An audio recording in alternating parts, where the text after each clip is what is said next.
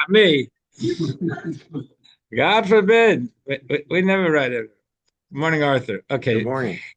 so now back to I had said talking today about Shavuos because this Friday and this weekend is the holiday of Shavuos. So there's actually no Torah reading the normal cycle.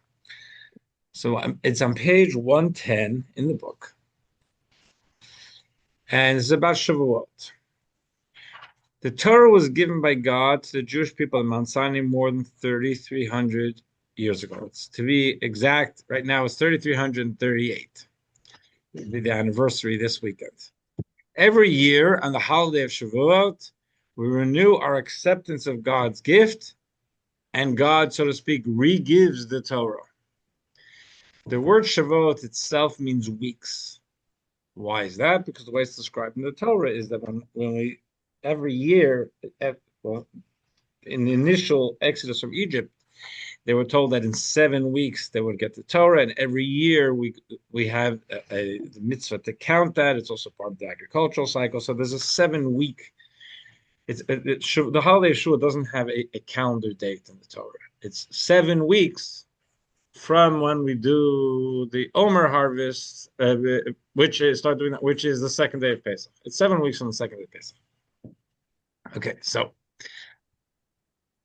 this holiday marks the completion of a 7 week counting period that began during Passover. The giving of the Torah was a far reaching spiritual event, one that touched the essence of the Jewish soul for all times. Our sages have compared it to a wedding between God and the Jewish people. Shavuot also means oaths. For on this day, God swore eternal devotion to us, and we in turn pledged everlasting loyalty to Him. In ancient times, 2 wheat loaves would be offered at the Holy Temple. It was also at this time that people would begin to bring bikurim, the first and choicest fruits to thank God for Israel's bounty. The holiday of Shavuos is a 2 day holiday beginning at sundown of the fifth day of Sivan. Right now it has a calendar date, but that's not biblical. It's the sixth of Sivan and seventh, and lasting till nightfall, the seventh of Sivan. In Israel, it's a 1 day holiday ending at nightfall, the sixth day of Sivan. So in Israel, it ends Friday night, it runs into Shabbos. Women and girls light holiday candles to usher in the holiday on both the first and second evenings of the holiday. It is customary to stay up all night, this Thursday night, studying Torah on the first night of Shavuos. All men, women, and children should go to the synagogue on the first day of Shavuos to hear the reading of the Ten Commandments. As on other holidays, special meals are eaten and no quote-unquote work may be performed. It is customary to eat dairy foods on Shavuos, so for here, we have ice cream party and so cheesecake and all that stuff. The first day of Shavuos, there's lots of calories. Among other reasons, this commemorates the fact that upon receiving the Torah, including the kosher laws, the Jewish people cannot cook meat in their pots, which had yet to be rendered kosher. On the second day of Shavuos, the Yizkor memorial service is recited. Some communities read the book of Ruth publicly as King David, who's passing a card on this day, was a descendant of the famous Ruth the Moabite, who converted to Judaism. Okay. Now, we're going to get an insight into the holiday. Usually we go through a Torah portion. Here we're going to go through something called the Haftorah. Just want to give a little bit of a zoom out a little bit to help frame the conversation we're going to have. Every week, our rabbis, Moses actually instituted that there be a reading of the Torah portion every week to conclude in the course of a year. In Babylonia, at one point, there was also an option of doing it every 3 years, but the Jewish tradition for thousands of years is to complete it once a year. So even if I have a big event coming up on Shabbos, or there's a bar mitzvah or a wedding, uh, we're tied to a specific Torah portion, and the rabbis, that's just the way it is. When it comes to a holiday, there the rabbis would select a Torah portion that was appropriate to the holiday. It's not as part of the regular section. Now, let's jump back to the regular readings. The Torah is split into three parts. There's scripture, the five books of Moses, that ends with Moses passing in the desert, which is shortly before the Jews went into Israel, but not under the leadership of Moses, who's buried in the desert. They go under the leadership of Joshua. So the next section of Torah, we see the Torah as is word for word given by God. That ends with Moses passing. Then there are a bunch of books written by, not dictated by God, but written by human beings who walk the earth like we do, but they were very special human beings, like Samuel the prophet, or like Isaiah, and those are known as the books of the prophets. It starts with the book of Joshua, and it goes through chronologically, mostly of the Jewish journey into and settling of Israel, and that includes Joshua and Jeremiah and Ezekiel and Isaiah, and then prophets who are a little less known. One book, 12 prophets. But they had a more direct, are seen as having a direct inspiration connection with God. Then there's a third section called the writings, which is Psalms, Book of Job, Song of Songs, and a good few of those are written by King Solomon, and they're seen as being written with divine inspiration, but not as much as with the prophets. Now, I tell you all that because at a point in Jewish history, we're not 100% sure when it was. It could have been like around the Hanukkah time. It could be a little later in Roman times. The governing what happened often to us was the controlling government authority would oppress Jews and try to prevent them from acting Jewish, behaving Jewishly, following Jews. So there was a period in our history where there were soldiers stationed in the synagogues of a major Jewish area in Israel itself or in Egypt, and where many Jews lived, and they wouldn't allow them to take the Torah scroll out. You can't read the Torah on Saturday morning. So what did the rabbis do? They would let them read from the books of the prophets, but they wouldn't let them read from the books from the Torah scroll. So they would select and this is critical to understanding where our conversation is going. They would select a section from the prophets that they considered a reflection of the theme of the Torah.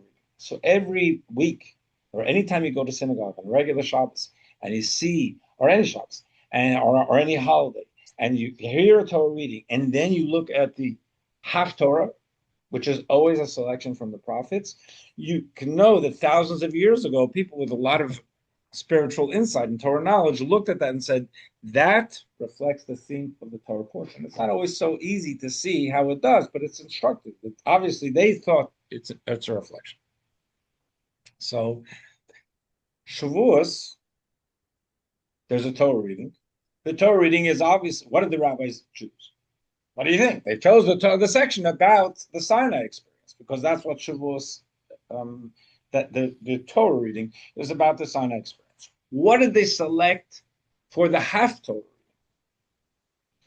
They selected a piece from Ezekiel, the beginning of Ezekiel,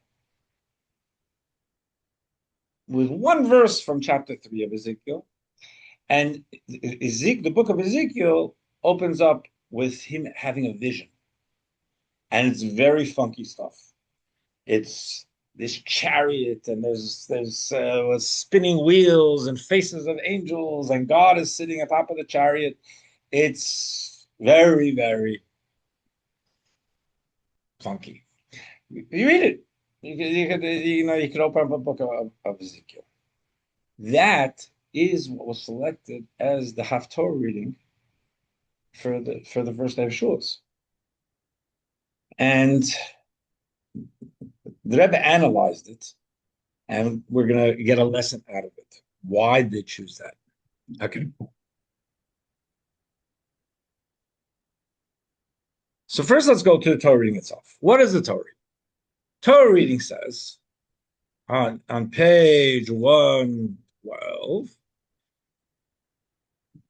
it it tells us that the Jews came to the Sinai desert, and then it says on the third day when the Jews were there at Mount Sinai and they're preparing to hear, the third day of their preparation.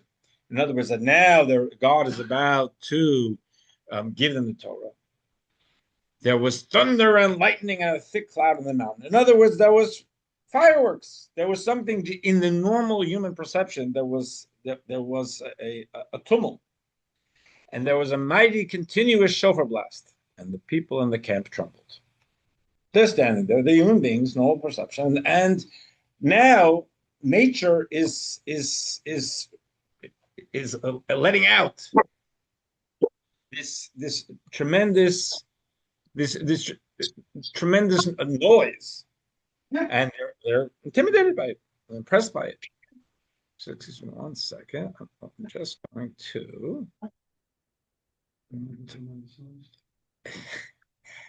going to minimize background noise in a second. There we go. Okay. So could go to text 2.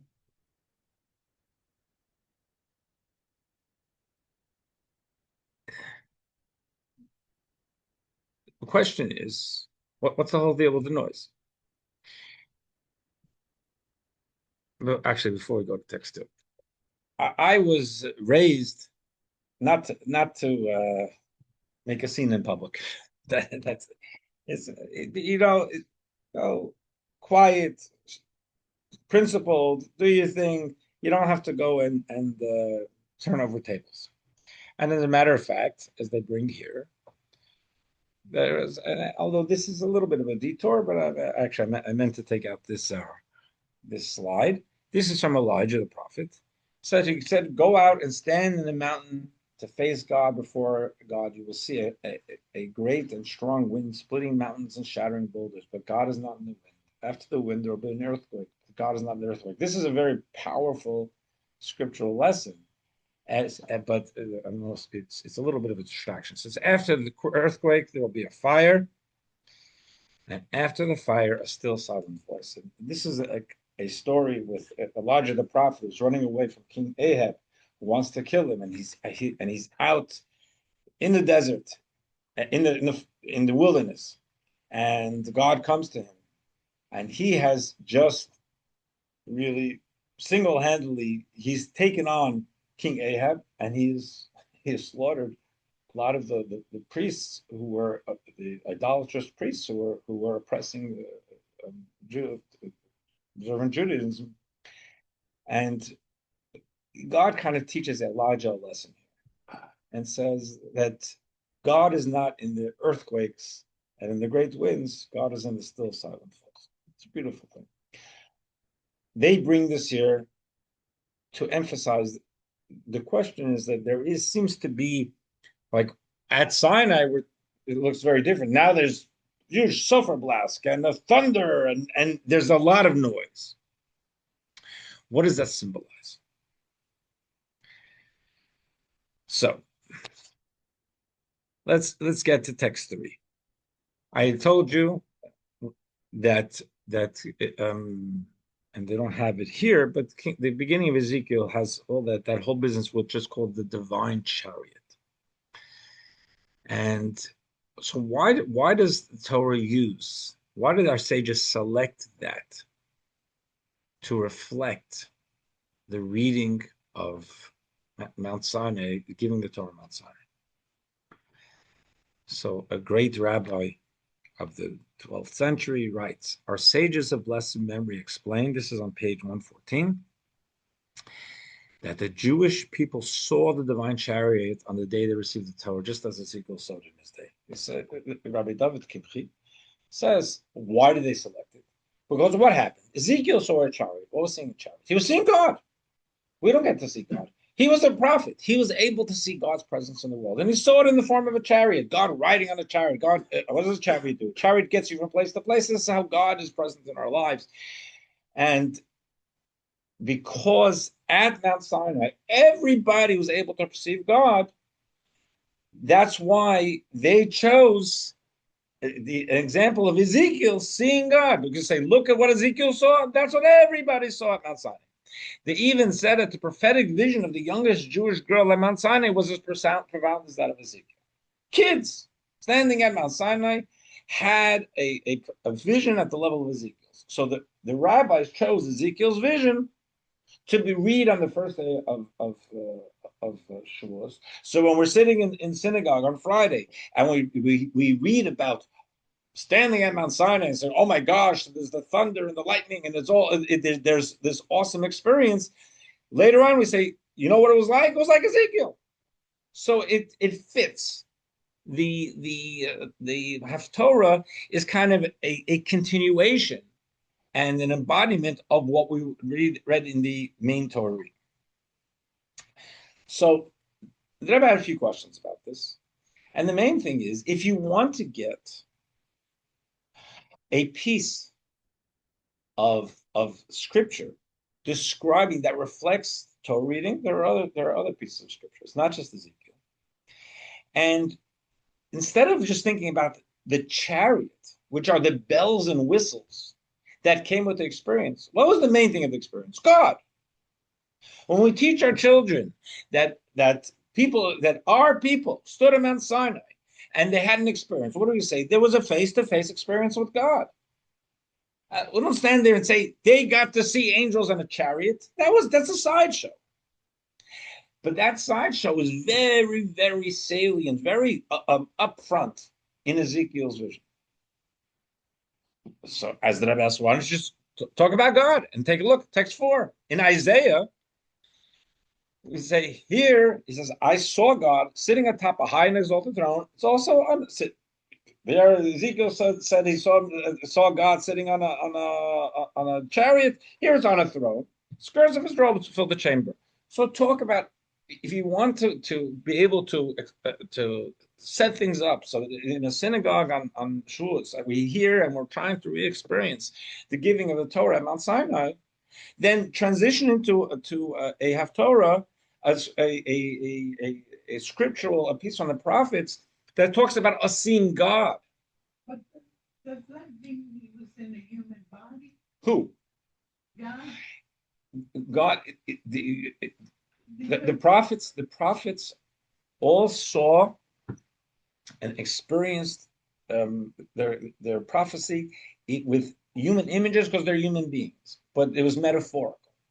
So the whole idea of an angel with wings, which is the Christians got it from us. It's in our Torah. It wasn't wings. They saw wings, which, and I wouldn't. It's not for now to take me off, but our rabbis explain what was the metaphor of the wings. So in the human condition at the time, what was the most powerful thing a person could imagine? A king. So they imagined God as a human king, but they never taught that God is a human being. But the Torah is full of anthropomorphism. The Torah talks about God's hand, God's eye. It's not that God has a cornea and a retina, but an eye sees, so God sees. So the seeing God sitting atop an exalted throne, when Isaiah said it in that metaphor, the understanding was, of course, not God is not a human. We don't believe in God embodied, but that's the metaphor we use together. But so if we're going, and the chariot also wasn't a chariot with actual wheels, but it was the idea that that was the metaphor for the mechanism of God's being present and coming into our existence, into our reality. So Ezekiel has a lot of emphasis on the chariot. Isaiah talks about God. So the Rebbe asks a very simple question. If you want to talk about, because there was this tremendous revelation at Mount Sinai, and you want to take a scriptural piece from the prophets to reflect the Torah reading, talk about a scriptural reading that talks about us, a human being, seeing God, not the sideshows, which is ultimately what a chariot is. There's another thing that I put here. It's text 7, but I put it here because I think that it makes more sense. I seem to recall, yeah, at some point when God is giving the Torah to Moses, he doesn't actually allow Moses to see him. That's a little later. It's a little later, yes. And later on, Moses says, this is more after the breaking of the tablets, but Moses says to God, because he feels that there's a they're in a good moment, says, show me your glory. And God answers that I will show you my back because no human being can see my face while they're alive. But here there is the idea at Sinai. The languages, and that's a separate question because it does say later on that God says that Moses saw him face to face. Okay, so what's the difference there is also not for today. But another question about the Haftorah is, as I mentioned earlier, the Haftorah is the first chapter in Ezekiel, the vision with the chariot. And then Jewish tradition is to skip to chapter 3 and read something that has nothing to do with that. It's that we read this, a wind lifted me and I heard behind me the sound of a great uproar. And we say, blessed is the glory of God from his place. Baruch Hashem, which we say in our prayers. Why is that? What does that have to do with it? Why do we tack this great uproar into the Haftorah when, first of all, there's plenty of trouble going on in chapter 1, but why do we skip to it? Yes. I mean, it seems clear. Yeah. That the reason for the uproar, yeah, and then followed by the still small voice, is to make it clear that you don't need to be noisy to be in charge. That's why that is a lesson. That's a lesson to Elijah. And that's why I say I wish I remembered to take out that slide. But that's not the lesson here. And because in the lesson here, it's all about the noise. It doesn't end off with the still small voice. Here we're trying to say where there's something to learn from the noise. Okay. So let's take a look at what's the difference. Ezekiel saw the chariot, and he's describing all the bells and whistles. And he's saying God is sitting at the top of the chariot, but he's really describing the sideshows, all the action going on in the chariot. And Isaiah just talks about God sitting on the throne. The Talmud tells us, Rabbi said, a great rabbi of the Talmud said, everything that Ezekiel saw, Isaiah also saw. They had the same vision. But Ezekiel may be compared to a villager who sees the king, and Isaiah may be compared to a city dweller who sees the king. What is that? When I'm walking in Manhattan, and I'm walking through Times Square, and I see things that I've seen in one shape or another for 50 years. I don't blink. I just keep walking. But I see people there with cameras, and they're taking pictures, and it's really interesting. And the big the flashing lights and the pictures.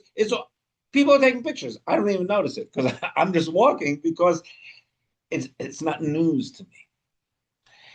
I would imagine that those who live in Washington D.C., if they see a presidential motorcade going down the street, they don't flinch because they see it. You and I, if we saw it, we'd go, look, wow, how many cars is coming? Because it's news. Rava, this great Talmudic rabbi, is saying that Ezekiel was like a country bumpkin on the scale of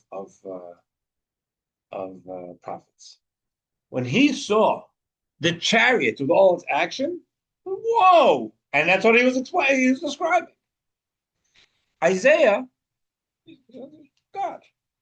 He talked about what's really important. He wasn't so impressed with all the action because he's thinking about God. What's the most important is God, not all the angels jumping up and down. So where does that lead us? Take a look at text 6. Maimonides says that Isaiah had a more complete vision of God than Ezekiel. I don't think this translation is correct. It's Isaiah himself had a more had a deeper level of spirituality in the sense that he was able to perceive God more clearly. And it says here, so the vision that overwhelmed and seemed incredible to Ezekiel was so familiar to Isaiah that they didn't bother to wax poetic about it. Isaiah saw the same stuff, but he kept his eye on the prize, God. But Ezekiel was wowed by the idea of that. Oh my gosh, look at all those angels and everything that's going on. So he was wowed by this. So it only deepens our question. Why do we look at the sideshow? Why do we choose the country bumpkin's perspective? Who's so excited about the chariot and the jumping angels and the spinning wheels, he writes that whatever is there, and use that as the Haftorah to be able to embody the Torah reading when we can go to get a more sophisticated view, Isaiah's view.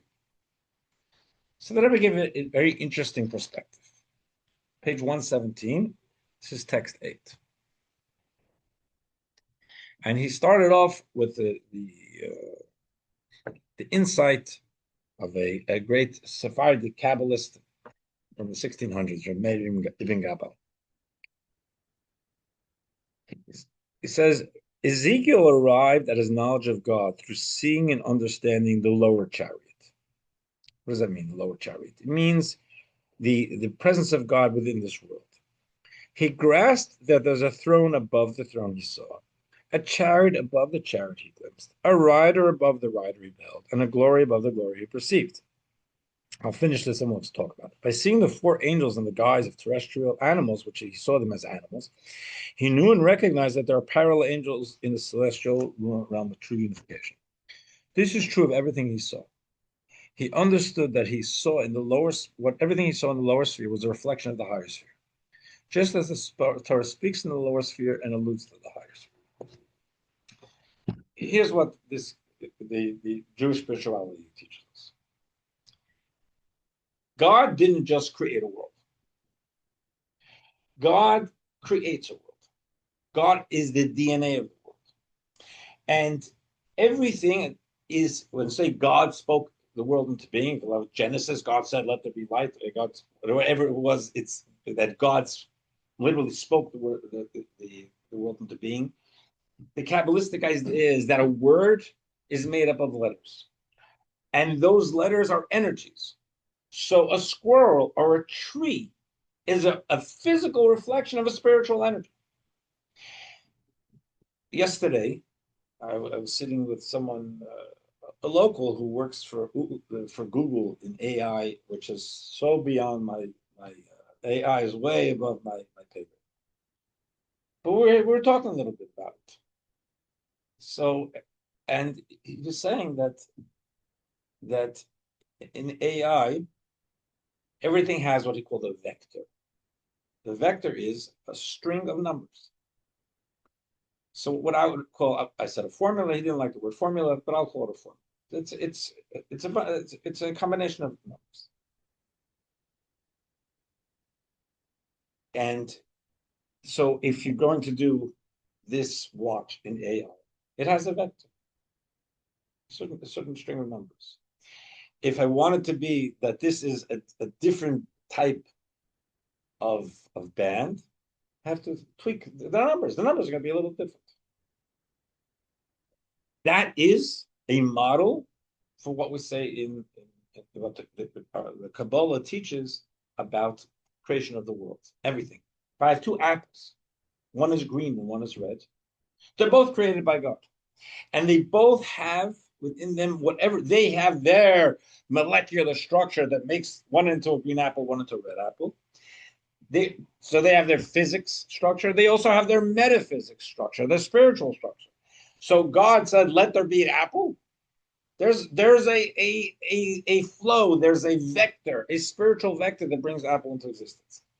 The green apple and the red apple have slightly different spiritual vectors. That's why one is green, one is red. what's the point here? The point is that we're not seeing God. Perceiving God doesn't mean saying, "Oh my gosh, there's something otherworldly." This is all like nothing. There's something otherworldly. We reach beyond our world to find God. No, there's God in our world. The idea of Ezekiel was that he was seeing, he didn't have vision, Isaiah's vision to see beyond the world. That's great. But in a way, this is even better. He saw God within the world.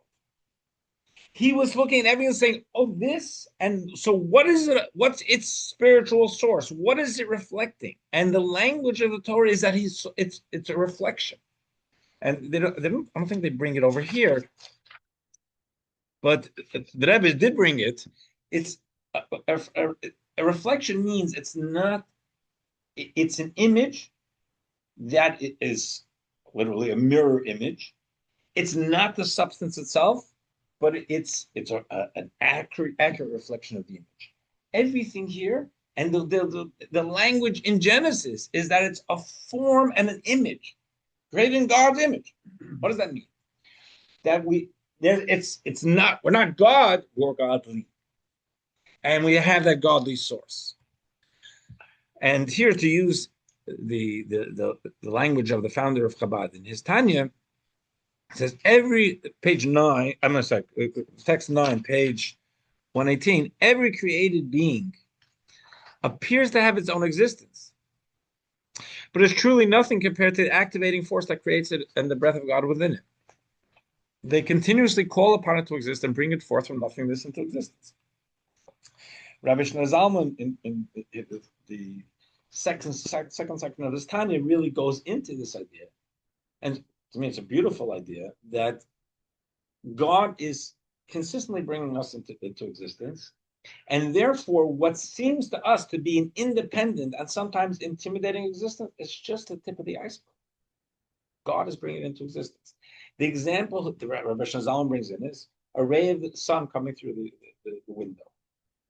A ray of the sun coming through the window it's great, but I know it's not an independent existence. I know that if the clouds come between me and the sun, that ray is gone. A child may say, "Wow, a ray! I'm going to capture it and bring it home." The ray is just a reflection of something higher. The ray of the sun, when it's in the sun globe, the planet, it gets lost in the great fire. And here, it's detached from it. It seems independent, but it's not. Its existence is because it has a consistent connection and flow coming from a source called the sun planet. We are all like rays of the sun, and God is metaphorically the sun here. So I do exist, you do exist because God says we exist, but the point is that the independence is not there. We're totally dependent on God. And God isn't the sun globe millions of miles away. So God is right here with us. And so our sense of independence is that God granted us is real at the functional level, but it's not as real as it seems. So Ezekiel was able to see within the apples and watches of the world how, oh my gosh, this is really just, it's a physical reflection of divine existence, bringing it into existence, divine energy bringing it into existence. And here the Rebbe says in text 10, page 119, when the Torah was given, the world lost its sense of self and was sublimated by the intense supernal divine revelation. The globe itself experienced the sublimation. As our sages said, the birds did not chirp, but the world as a whole stood still. So here, the silence, the idea was just experiencing this new sense of our own reality. The momentary sublimation that occurred when the Torah was given made it possible for the world to eventually be refined, transparent, and elevated into a vessel and a home for God. What he's saying is Mount Sinai is not just a great event that happened. Mount Sinai gave us the ability to capture now what went on 3,300 years ago. 3,300 years ago, they had a glimpse of how the world is just a divine reflection. And we have that capacity to be able to experience the world as a very, very important creation, but a creation that is the tip of the iceberg of divine energy. Yes. We keep talking about Sinai, Yeah. and we don't mention the fact that nobody's quite sure where Mount Sinai is anymore. No. Is it possible that Mount Sinai itself is a metaphor? No, not to me. No, I don't. The fact that we don't mention it is because it's not that relevant to me. It's what's relevant to me is what happened there. The idea of whether we know where some people feel they do, they don't. It doesn't. Actually, it's interesting, but to me, it's a footnote. The main thing is that we have this tradition, generation after generation, Jewish traditions that our grandparents stood at Mount Sinai. And I would call to just the fact, for whatever it's worth, that Christians, when they started their religion, and they didn't like Jews too much, obviously, if you can see from what they wrote, they didn't choose to create a new religion, which would, and say that whole thing is bogus, that Judaism thing. They said, well, it's true that the Jews stood at Mount Sinai, and it's true that they got the Torah, but they messed up, and this is a kosher extension of it. And the Muslims said the same thing. It's historically, it's kind of weird to me that they wouldn't just start something fresh and say these guys don't know what they're talking about, unless they felt that the historic acceptance of the fact was something they had to accept and just kind of work from that. Okay, text 11. This is, before we get into it, there are in scripture, there are 10 different types of angels described. In our prayers, we have every day, as a lead up to the Shema, at least in all the liturgies I've seen, there's a mention of the angels and their perception of God and their excitement, whatever. So there are the Hebrew words that describe the angels. And Ezekiel saw them as like wheels in the chariot. I'm not going to get into it now. But it says, for some of them, it says we say it again every day in our services. One called Ophanim, like wheels, are holy animals. It's the language of our script of our liturgy is they're like jumping out of their skins because they see God and oh my gosh, they're lunging for God. There's another one called Seraphim. Seraphim means they're like consumed by fire, and they're consumed. These angels are not jumping up and down and making a lot of noise. They are totally consumed and by just the majesty of being connected to God. A couple of these categories of angels make a lot of noise because they're so excited, and others are just lost in the passion. So let's look at 120. The difference between seraphim, the one with the lost, quietly lost in the fire of connection, and I found in wheel angels, is like the difference between the city dweller who sees the king and the villager who sees the king. The uproar, why does the angel, the wheel angel, so to speak, why is it in an uproar? Because, oh my gosh, it's a newness, looking at reality and saying, this isn't what I thought it was. There's God here, which is why it is only sparked when villagers see the king. The shocking novelty of a sudden encounter with such majesty sparks an uproarious cry. So the cry, the loudness is a reflection of the sudden recognition. Life is not what I thought it was. City dwellers, for whom this is not such a novelty, don't feel the uproar. Like I said before, if two people come out of the hills of Mongolia and they walk through Times Square, say, wow, it makes sense. For me and you, we just keep walking. But the wow is sparked by something else. I never saw that. Imagine also if I'm looking at something like this table, and It's a table. I see it all the time. And all of a sudden I can see its molecular flow. Whoa. It looks like a solid table to me, and now I see atoms about racing around in there. Or I can see godliness giving it existence. It's like, whoa. This is the difference between Srafim and the Father. The idea, the noise, so to speak, that the rabbis chose to highlight in the Ezekiel piece was because they want to highlight the noise part. They want to highlight the shift in perception that the Jews experienced at Sinai. So, oh my gosh, this is what it is. And we just thought it was sand and snakes or whatever it was they were looking at and saying, my gosh, this is all godly. If you look at text 12, they are profoundly moved. Talking about these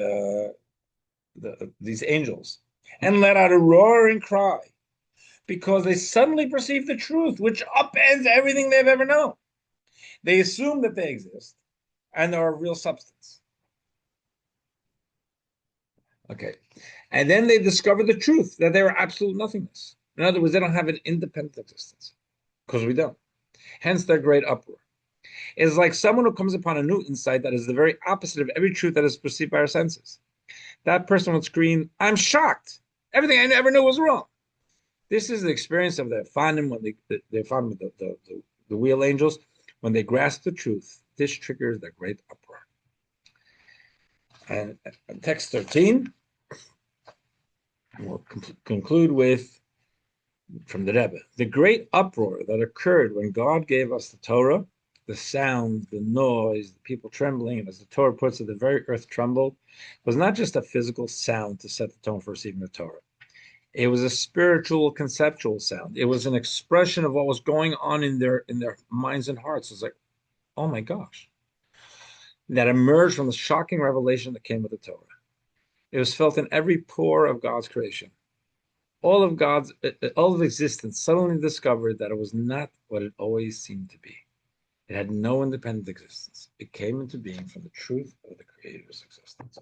So on Shavuos, what we're doing is we're celebrating an event that happened 3,300 years ago, but that's not even half the story.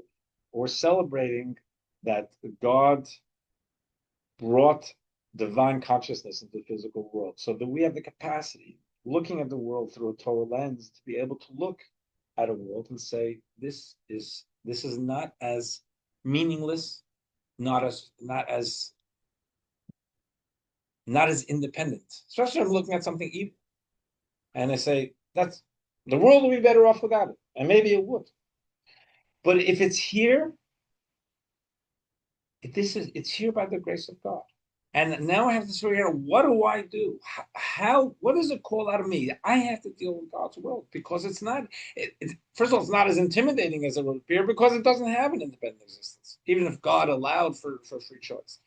So looking at the world, looking at this bottle of water, looking at the wash, looking at our day, say these are all instruments to be able to use because God created them for us to be able to use them constructively.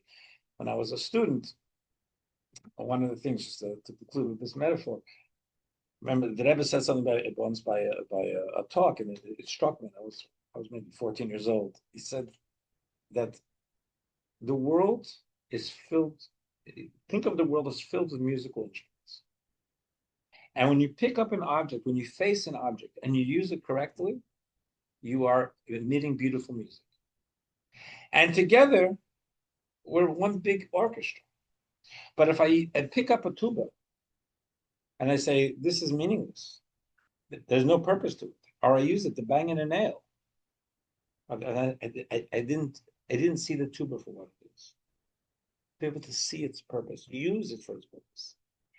Then I'm not only actualizing the purpose of the creation of the object, I'm actualizing my purpose, which is to bring things to a meaningful place.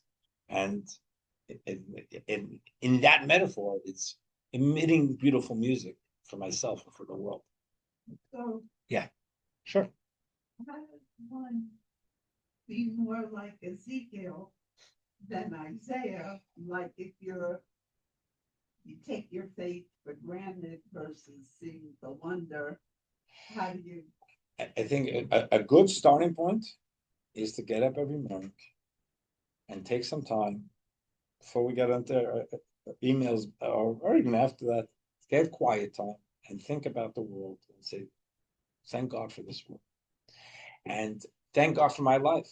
And thank God for that I'm breathing, that I have consciousness, that I can see, that I can hear, that I can be mobile. We all have plenty of gifts. Say, now, God put me in a garden with a lot of good stuff. I have to see it for what it is. When we use the expression "smell the roses," I would say it applies here, but it's not. It's everything is a rose, and to look at not just to smell it, to enjoy it, to say, recognize what am I going to do with this, and see ourselves as on a mission, because we're all given a mission.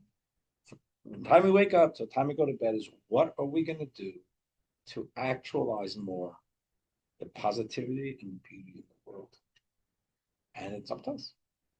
And we have the power in our own little corner. We have the power to change something from seemingly neutral and meaningless into powerful and positive.